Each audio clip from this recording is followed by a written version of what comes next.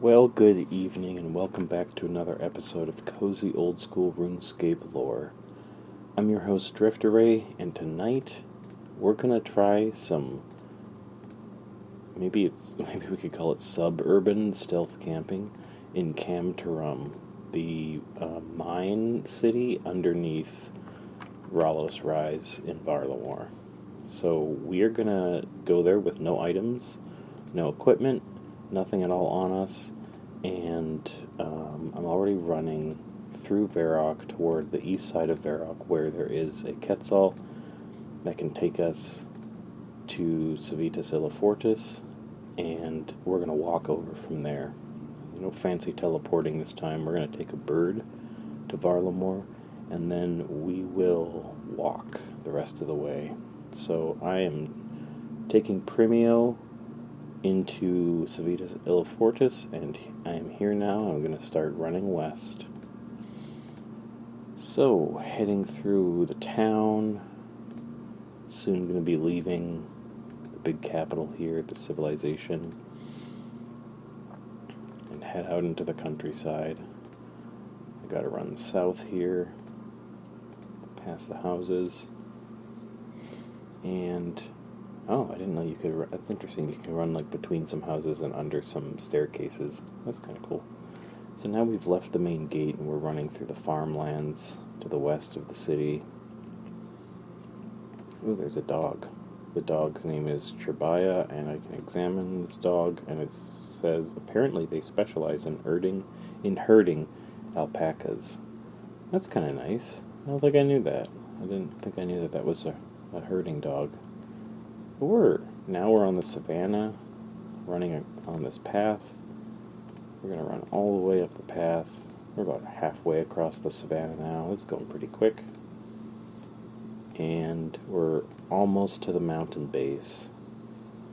There's dire wolves over there, and if I examine them, it says what big teeth you have. And we are now starting to climb up the mountain base, following a mountain path, over to the entrance to Cam Torum. Crossing a bridge. Now we're in an icy area with some water. You never noticed there's like crystals next to the water. There are guards here. We can talk to them. If I examine them, it says a defender of Cam Torum, but I am going to talk to the guard, who says, if you're thinking of trying anything, you'll quickly find yourself regretting it. And I'm going to pass through the entrance, a big wooden door with golden inlay. What does this guard say? Move along. How about the other one inside? Be on your way. And here in this entrance is one place we could do our camping. I kind of want to find a nook somewhere out of the way. But before we go further, there's a statue to examine, and it says a dwarven statue, because this is a dwarven town under the mountain. And if I talk to the guard here, they again say, if you're thinking of trying anything, you'll regret it. And the other one says, you don't want to mess with me, human. Okay, a couple other guards up ahead. Be on your way and move along. I think they're all going to kind of say the same thing. But there is a dwarven citizen here who I can talk to. I say, hello there, how's it going? Every day they let more of your kind in. Okay, that's kind of speciesist. Maybe I'm not being the most stealth by talking to everyone, but we'll stealth it up maybe a little bit later. So now there's an herbalist stall, and if I examine that, it says a plethora of herbs and vials lay spread out over the stall. And there's a pickaxe stall, and if I examine that, it says picks for every occasion. There's more citizens here we can talk to. I'm saying, hello there, how's it going? Again, every day they let more of your kind in.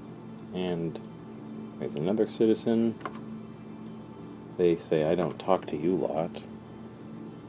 And there is the stall keeper by the herblore stall, so I'm going to trade. Their name is Huito. And they have herbal supplies. They have a pestle and mortar, vials, and eyes of newt. So that's good to know in case we need any supplies while we're here. The pickaxe stall owner is Tesoro, and they have a hammer, chisel, bronze, iron, steel, mithril, adamant, and rune pickaxe. How much is the rune pickaxe here? 32k. Alright, but we can also talk to the stall owner. Pickaxes. Get your pickaxes here. And if I say I'll see what you have, they just show me the shop. I imagine the other store owner doesn't have too much to say. Yes, can I help you?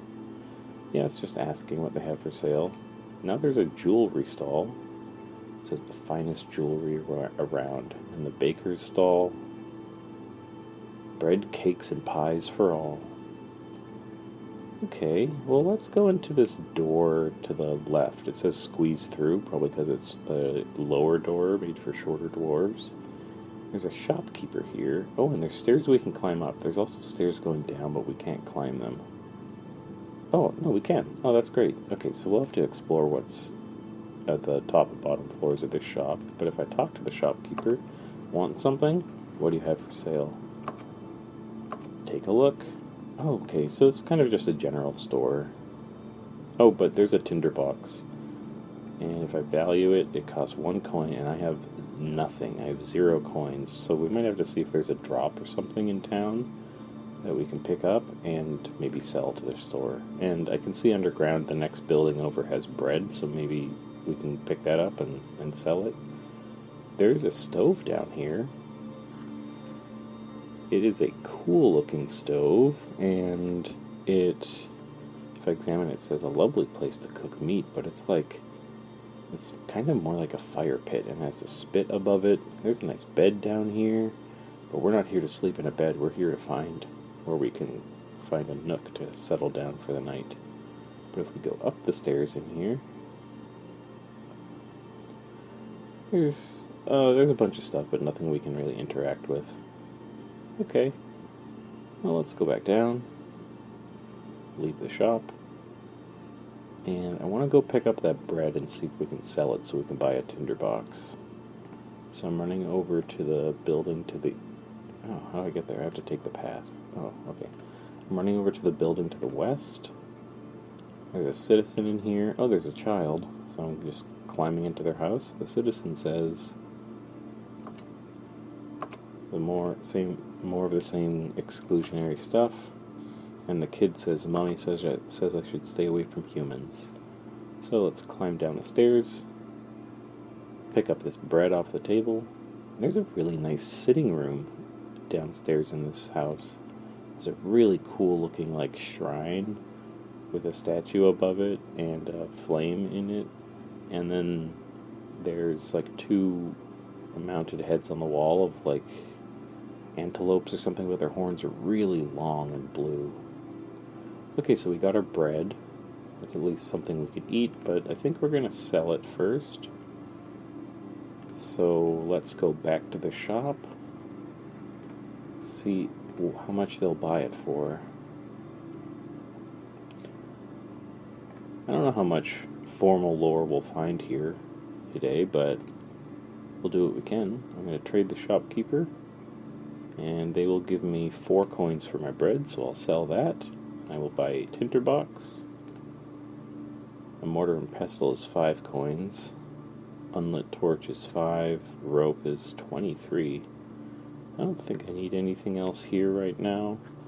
But also, to make a fire to eat, we would have to find logs, and I don't know if we're going to be able to find any logs down here.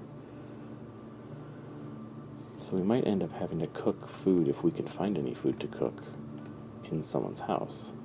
But anyway, we have a tinderbox for now, and there is more citizens around. Jewelry stall, baker stall. Oh, there's a seer. There's a seer in the building over here to the north of the shop we just looked at, and there's someone named Nata who looks like they have a store too. They say, "Are you in need of some runes?" Oh, I can ask them about that. Where do you get your runes from? That is not the kind of information I intend to give to a human. Why? Because before the Varlamorians decided to open their lands up to visitors, Cam Torum was the sole supplier of runes to the entire region. Okay, but that's not the case anymore. With the kingdom open, they can just get their runes from the mainland. A fact I'm all too aware of, especially given the impact it's having on my prices. Nevertheless, there's still a benefit to having a source of runes closer to home, and I do not intend to share any information on that source. And I say, fair enough. Now they're asking if I need runes. They have a bunch of different types of runes, but probably can't buy any of that for now. But let's talk to the seer that's in here. They say, yes. What are you doing? Browsing. What for? In a magic shop? Magical items, oddly enough. Anything in particular? Whatever High Seer Vandra requires. High Seer Vandra? Enough questions. Leave me to browse in peace. Well, I can tell that getting, details or information from the people here is going to be, pulling teeth. There's a bank over here that we're not going to use, because that's not what this is about. Let's see if we can, buy a beer at the bar for, a coin or something. There's a buffalo here loaded up with a bunch of bags, and it has a cart by it. And if I examine it, it says, in a world of cows, be a buffalo. Oh, there's someone in the bar named Calco who I can talk to. Hey there. Yes, please. How many do you have? How many what? I'll take the lot. Right. So they might be drunk. And there's someone named Kuika. Human. So what do you do? Drink? For a living? Is that a problem? No, but I can't imagine it pays well. As you've not taken the hint, I'm a hunter. I go out and kill things, sell the results, and then come here to drink. Sounds like a fun and varied routine. It is. Now if you'll excuse me. And then there's someone who's named Funbo, who is, kind of staggering. They're just, standing in place, but they are wobbling to and fro. They have a beer in their hand and an empty beer mug on their head. So let's talk to Funbo. Hey there. What? I didn't even do it. Okay, that's Funbo. And the bartender is not at the bar. The bartender's just walking around the floor of the area. So let's trade the bartender. How much is a beer? 2 coins. That's like 2/3 of all my money, because I have 3 coins. Now, how much are the other ones? 8, 2. Oh, for a wizard's mind bomb is 2. 2 for a dwarven stout. 2 for a cider. And they have whiskey for 5 coins. Sunshine for 100. What is that? If I examine it, it says highly desirable liquor. Jug of wine is 1 coin. Oh, that's good. Stew is 20. Meat pie is 15. So, can't get any food. Maybe we can have a dinner of bread and stew somehow. I guess I'll have... I really wanted to get a dwarven stout. That just seems... I'll do that. I'll get a dwarven stout because it seems really on theme. But now, further to the west, there's some stairs. And they're going up to a slightly raised area.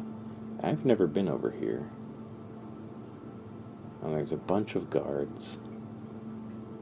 Oh, and they say, hey, you're not allowed in there. Can I talk to them about what's in there? There's like a stately throne inside. And I can't go in. They won't let me. Okay. So that's the kind of northwest part of the city. We're still kind of exploring the west side, so let's keep that up. See if there's anything besides these more generic houses over here. Oh, there's a big statue of a bird, and if I examine it, it says an ancient statue of an eagle. And there's a citizen and a guard over here. The citizen says, not interested. Okay, so that's basically that. Let's go to the east side of the city. See what's over there. Oh, but the far western area has kind of blue grass tufts with mushrooms growing out of them. That might be a really nice place to finish up and bed down for the night here. So now let's go over to the east side. There's someone in a shop maybe here. Oh, they're like a makeover person, like a barber. There's like a big, like, hide rug on the floor that looks pretty cool. It's like very stylized and sleek. It's like gray and blue and kind of a charcoal color. But we can talk to this barber, Sonalo. You're not my usual kind of customer, but I reckon I can still make this work. What will it be, haircut or a shave? I'm gonna say, I'm good, thanks. Suit yourself. And there's stairs we can climb up and down. Let's go up first this time. Not much up there, but there is a bed. And let's climb down to the basement. And there's a stove down here. Alright, let's climb back up the stairs. And leave the barber shop for now. And then there were workers in a place to the north.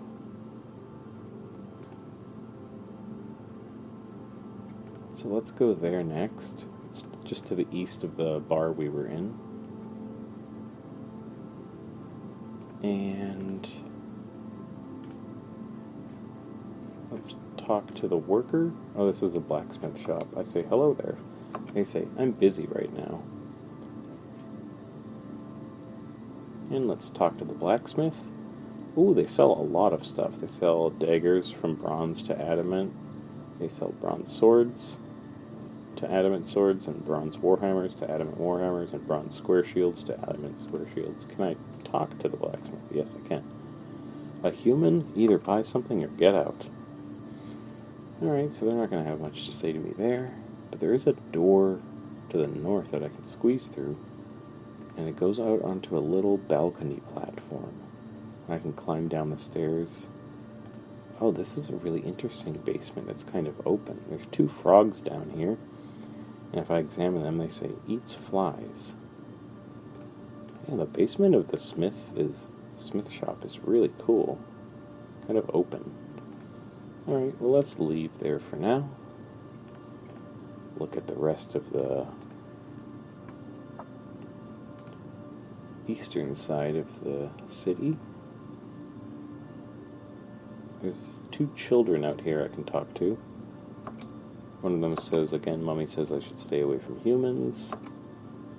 The other one says the same. So let's go through the door in the building to the far northeast. The guard says, what do you think you're doing, human? Oh, I was just going to check out the inside of this house. This isn't a house. It's actually, human, it's none of your business. Well, now you've just made me curious. What's in there?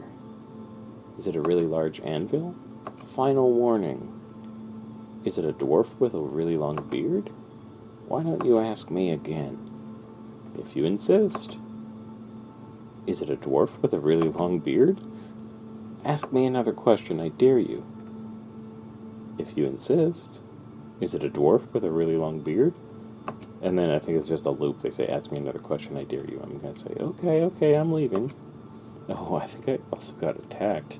Oh, okay, so each time you do that, they like, hit you, and you get attacked and take some damage. Okay, so let's go over to the east side.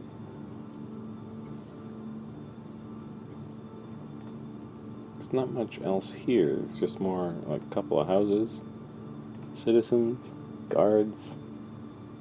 Oh, but there's a path.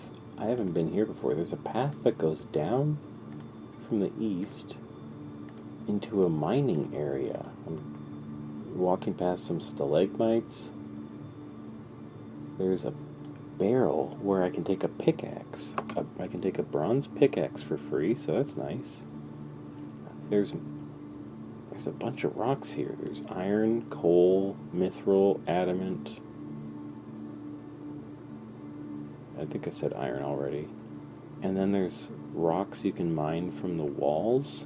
They're called calcified rocks. I don't think I've ever mined those. So let's grab some of that.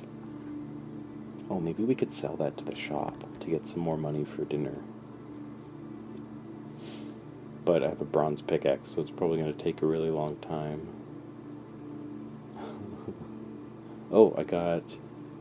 Oh, you can directly mine blessed bone shards here. I wonder if that's just like a Yeah, you just sit here and you can mine blessed bone shards. That's really cool for training prayer. I never knew that. Okay. And then sometimes the rocks have like water rushing down their sides. It says some cracks around the cave begin to ooze water. I don't know if there's anything functional to do with that, or if it's just aesthetic, but it's interesting that the chat box mentioned it. So I've got 10 blessed bone shards. I don't think I'm going to be able to sell those to a shop, but let's get a little bit of iron and I'll probably be able to sell that. Because I think some stew and some bread would make for a good dinner, along with our dwarven stout. Yeah, that's good. I don't know, maybe 3 iron will be enough. And then the path continues. Maybe, I don't know if I can walk here, actually. No. It looks like the path continues, but it's just kind of like a rift. Like a canyon down here underground. So let's run back into town. Great to learn about this mining site, though. Really cool. Probably going to come back here and mine some blessed bone shards sometime. Oh, there's a burnt chicken in this house. There's some sweet corn on the table I can take. I wonder if you can cook sweet corn. I'm going to try that right now. I'm going to cook on the stove. It says, oh, I can't reach the stove. Well, that's too bad. I'm going to take the burned chicken. Oh, there's a knife on the table, so I have a knife. Oh, I can't reach the knife. That's a shame. I can't get to the knife to take it. There's 3 bottles on the floor, and one of them is broken. If I go upstairs, not much here, just some beds. Oh, and in the next house over, I just saw that if I go upstairs, I can take a steam forge brew. Oh, there's also a bowl on the table here. I'm going to go back in and take that bowl.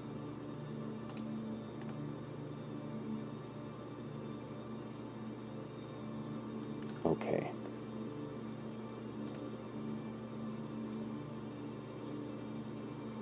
So I'm going to run over to the house I was just talking about. And there's a stove I think I can actually access there, so that's nice. Let's see if I can cook this corn. Yeah.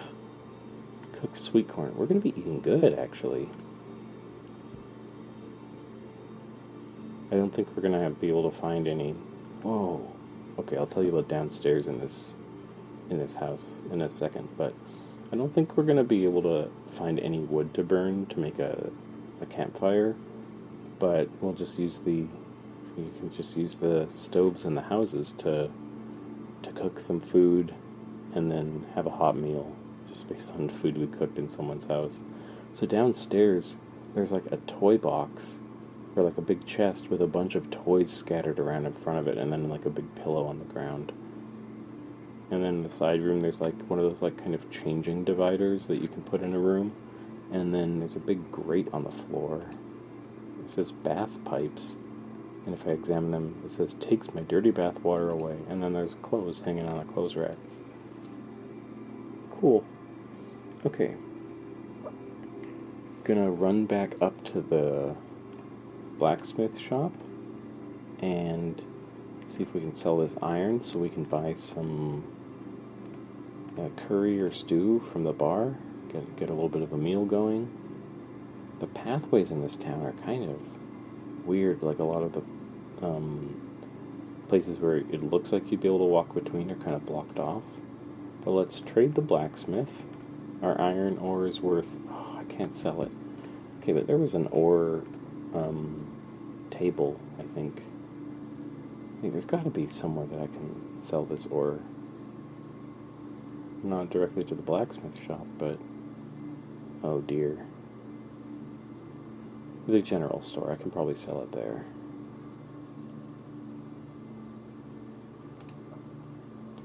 I'll trade the shopkeeper. Value the iron ore. 6 coins. So now I have 18. I'm like 2 shy of having enough for the stew. So let's sell the bronze pickaxe. I sold it for nothing. can't sell the Blessed Bone Shards. Maybe I can sell the Tinderbox back. No, they buy it for 0. They buy the burned chicken for 0. How about the bowl? 1 coin. Now I'm only 1 coin short. Well, that's too bad. I gotta find something else I can sell so I can buy that stew, because I think it was 20 coins. First I'm gonna run back into the house with the bread, grab our bread for dinner.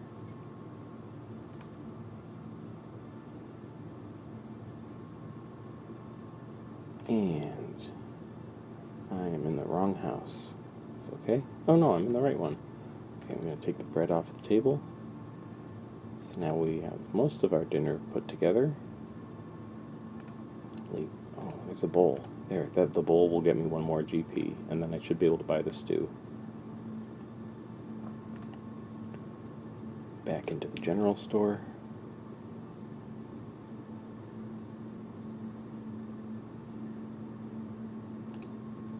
Trade the shopkeeper. Sell the bowl. I got 20 coins. Well, it would have been easier had I mined just 1 more gold ore, but that's okay. Back to the bar.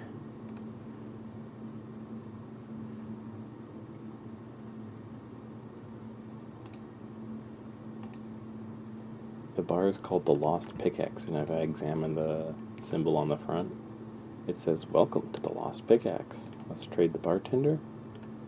Stew is indeed 20 coins. We don't need a meat pie tonight. That's alright. But on the front of the bar, there's also a bunch of notices, so I'm going to examine posters and notices. And it says, an assortment of adverts, notices, and tavern-related news. Okay, I'm going to run a little bit further north just to make sure there's nothing I'm missing. Yeah, I think we saw everything around here. But I can also run through the back door of the bar, and there's probably a downstairs to it, just like there was to the smithing shop next door. I squeeze through the door. There's a water pump, and when I examine it, it says, used for getting water. And now I'm going to climb down the stairs. There's another frog down here. There's an empty beer glass on the table. There's these big casks, like barrels of ale. When I examine them, they say a massive barrel of fine dwarven ale. And there's broken glass in the room next door. We gotta get some broken glass. First I have to squeeze through the door. I wonder if we could stealth camp down here, but I kind of want to stealth camp in the grassy area to the west. So let's head over there, talk a little bit about the area, have some dinner, and wrap it up.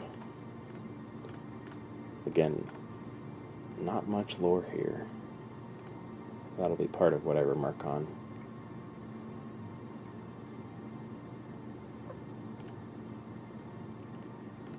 Alright. I'm running into the far north western corner that I can get to. And I think I can do an emote to sit down. Here we go. I'll do sit down. There we go. I'll settle down with my legs crossed, and I'm surrounded by kind of bluish gray grass, mushrooms sprouting, big mushrooms sprouting next to me. They're almost as tall as me sitting down. And then there's these twinkling diamond-shaped lights in the air that just keep popping in and out of view while I'm here. Well, this place is really interesting in a way. I really like the aesthetics of it, and it's a lot more kind of like the town feels kind of more finely crafted than the other dwarf town of Keldagrim, which I would say maybe feels a little bit more crude, maybe more like an aesthetic of being made out of the innards of the mountain, whereas this place feels like a hollowed out space that was filled in to be like a town. I think it's really interesting that none of the dwarves, all of the dwarves were very resistant to talking to me. And I don't feel like that was the case in Keldagrim, the dwarf town on the other side of the world map. I feel like in Keldagrim they were, willing to talk with me a bit. I mean, I did a quest over there. But the quest that I did previously in this area, the Perilous Moons, it was like the dwarven area was like a staging town just before this like mined out ancient, it's not really a crypt, but an ancient, like these ancient caverns and like historical kind of dungeon, temple kind of a thing. But I remember sensing kind of in that quest too that there was like this tension between dwarves and humans. Even the dwarves and humans I was directly working with in the quest, and then a tension between the dwarves and me, a human. But I didn't expect today when I came here to have such a frosty reception, especially since I did the quest already. I would hope they would like look a little bit more favorably on me now. But they just like, they only wanted me for my money. And other than that, they just wanted me to get out of their lives. And so, we're definitely tucked away here in a pretty stealthy way. The guards are just a little bit south of me, but they're not bothering me. So I'm just gonna start looking at my food that I've got. Let's take a sniff of this stew by examining it. It says it's a meat and potato stew. I'm gonna examine the bread. Nice crispy bread, that's good. Let's use the bread on the stew. Nothing interesting happens, but I'm going to imagine I dip the bread in the stew and eat a bite of bread, which makes my character stand up. I'll eat this cooked sweet corn. If I examine it, it says delicious cooked sweet corn. So I'm going to eat that. Now let's eat the stew. Well, before we eat the stew, now that we've got a little bit of food in our belly, let's drink this dwarven stout, which would boost my hit points if they weren't full, but also gives me a +1 boost to mining and smithing, but -5 to attack, defense, and strength. Let's drink that up. And now we have 2 empty beer glasses in our inventory. A tinderbox, some stew, 10 blessed bone shards, and a burnt chicken. If I examine the burnt chicken, it says, oh dear, it's totally burnt. If I examine the blessed bone shards, blessed bones that have been broken down into smaller pieces.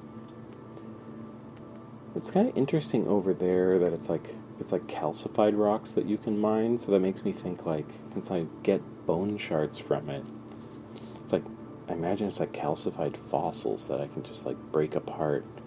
And maybe that's why they're blessed. Maybe they're blessed because, not because I can break them apart, but I was just thinking about how the water's running down the walls of the rocks in that cavern where I was mining. So maybe it's like some kind of blessed water that blesses the fossils in the walls. And then when I mine them, that's why it yields blessed bone shards. That's what I'm going to figure for now. Let's see, anything else to comment on down here? I guess I kind of hope that they release some kind of content that helps me have like a warmer relationship with the dwarves here. It's a pretty cool area, and it was kind of nice to poke around and explore, but I really wish I could have had some more conversations, learned some more things, met some more people, maybe even made a couple friends.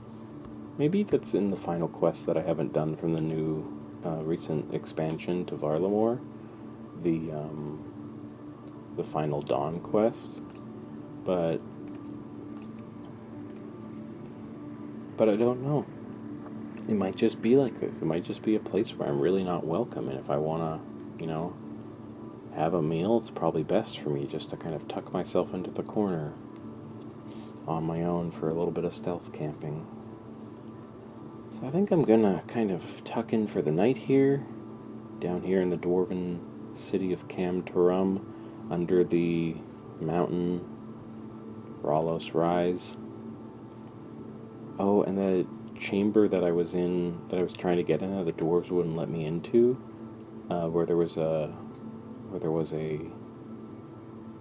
throne. It's called the High Lord's Chamber. And I wonder if that person is anything like that, like High Seer that we heard about from the Seer, or if it's just totally different.